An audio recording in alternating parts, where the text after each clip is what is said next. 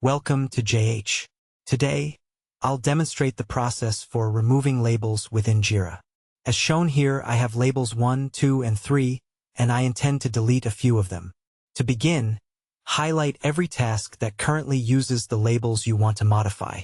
Next, select the Edit option located at the bottom to manage the labels for these specific tasks. From this menu, you can add new tags, replace existing ones, or search for specific labels to delete individually or entirely.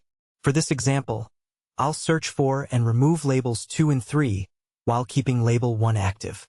Click Next to view a preview of these bulk changes.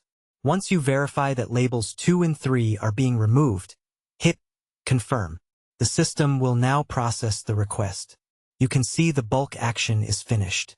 Now simply close these windows. I'll refresh to check the results. Thanks for following along. If this guide helped, please like and subscribe for more tutorials.